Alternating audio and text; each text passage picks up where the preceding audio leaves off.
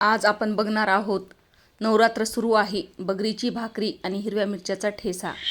चला तर मग बघूया आपण. इथं मी कढई घेतलेला आहे आणि त्यामध्ये थोडंसं तेल टाकलं आहे आणि आता थोडेसे जिरे, वरून हिरवी मिरची, त्यासोबतच टाकायचं आहे आपल्याला शेंगदाणे. हे छान बारीक गॅसवर आपल्याला भाजून घ्यायचे आहेत खुसखुस होईपर्यंत. आणि मी हे आता काढून घेणार आहे. याला थंड करून आपण शिंदीलोन जिरे टाकून याला वाटून घ्यायचं आहे. थोडंसं थंड होऊ द्यायचं. ही शिंदीलोन टाकलेलं आहे. आता याला 2 मिनटं आपण फिरवून घेऊया.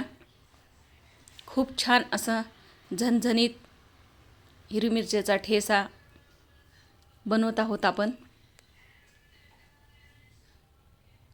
हे पाहू शकता, 1-2 मिनटामध्ये खूप छान हिरवा ठेसा बनलेला आहे. खमंग वास येत आहे. नवरात्र सुरू आहे आणि त्यासोबतच आपल्याला तिखट झणझणीत खावंसं वाटतं. त्यासोबत बनवायची आहे आता आपल्याला बगरीची भाकर.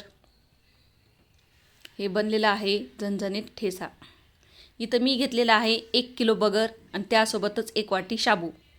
हे 1 वाटी शाबू आपल्याला कढईमध्ये 5 मिनटं मंद आचेवर भाजून घ्यायचं आहे. हे पाहू शकता, 1 वाटी शाबू घेतलेला आहे 1 किलो बगरला. जास्त पण घ्यायचा नाही आणि कमी पण घ्यायचा नाही. जास्त घेतला तर भाकरी वातड होऊ शकते, कमी घेतला तर चिकन येणार नाही.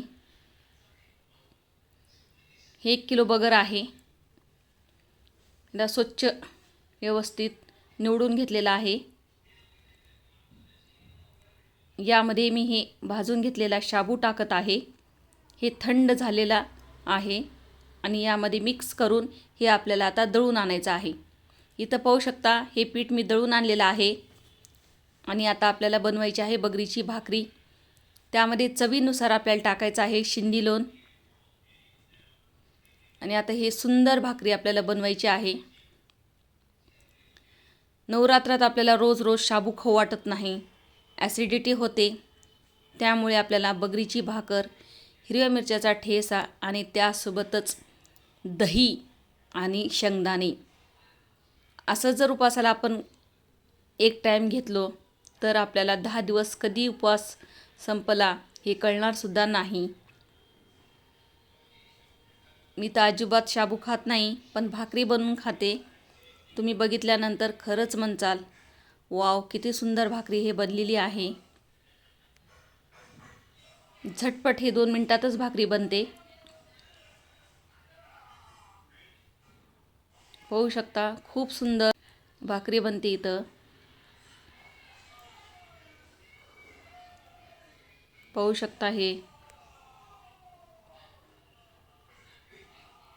1-2 मिनटात भाकरी बनलेली आहे.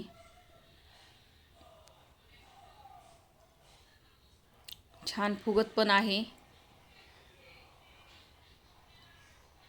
चला तर मला तर आत्ताच इच्छा होत आहे तव्यावरची भाकर अशी गरम गरम फुगलेली बघून आणि त्यासोबत हिरव्या मिरच्याचा ठेसा, दही. लगेच उपवास सोडावासा वाटत आहे. पाहू शकता, हे गरम भाकरी फुगलेली आहे, छान कडक झालेली आहे. याचे 2 भागसुद्धा होऊ शकतात.